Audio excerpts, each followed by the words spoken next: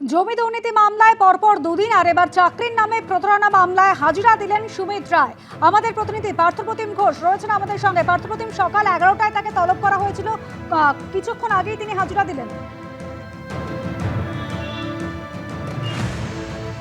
পরপর দুদিন হচ্ছে জমি দুর্নীতি এবং আজকে হচ্ছে ডেবরায় একটি চাকরি দুর্নীতি এবং হুমকি দেওয়ার মামলা হয়, যে মামলায় হচ্ছে ইতিমধ্যেই তুমি জানো সুজয় হাজরার নাম রয়েছে, অর্থাৎ মেদিনীপুরের প্রাক্তন তৃণমূল বিধায়ক। অন্যদিকে আশিক কাজী ইমাম নায়ক নামে এক ব্যক্তির নাম রয়েছে, তাকে ইতিমধ্যে গ্রেপ্তার করা হয়েছে। অন্যদিকে মামলায় নাম রয়েছে হচ্ছে অভিষেক বন্দ্যোপাধ্যায়ের আত্মসহায়ক সুমিত রায়, এবং সেই মামলার তদন্তভার সিআইডি গ্রহণ করার পর আজকে তাকে তলব করা হয়েছে এবং তাকে জিজ্ঞাসাবাদ করবেন সিআইডি আধিকারিকরা। এই মামলায় সুমিত রায় যদিও আগাম জামিন পেয়েছেন এবং যেমনটা অভিযোগ 12 লক্ষ টাকা করে দুবার মোট 24 লক্ষ টাকা নেওয়া হয় 12 জনকে সরকারি চাকরি দেওয়ার নাম করে, এবং সেই মর্মে হচ্ছে তারা চাকরি পায়নি, তাদেরকে ভুয়ো অ্যাপয়েন্টমেন্ট লেটারও দেওয়া হয় বলে অভিযোগ। এবং সেই তারপর 2023 সালে তাদের কাছ থেকে টাকা নেওয়া হয়েছিল এবং তারপরে তারা অভিযোগ করেন হচ্ছে ডেবরা থানা, এবং সেই অভিযোগের পরিপ্রেক্ষিতে কিন্তু সুমিত রায়কে আজকে তলব করা হয়েছে এবং আবারও তাকে শনিবার রবিবারের পর সোমবার দিন আজকে তাকে ডেবরায় চাকরি দুর্নীতি এবং হুমকির যে মামলা, সেই মামলা জিজ্ঞাসাবাদ শুরু করবেন তদন্তকারী আধিকারিকরা।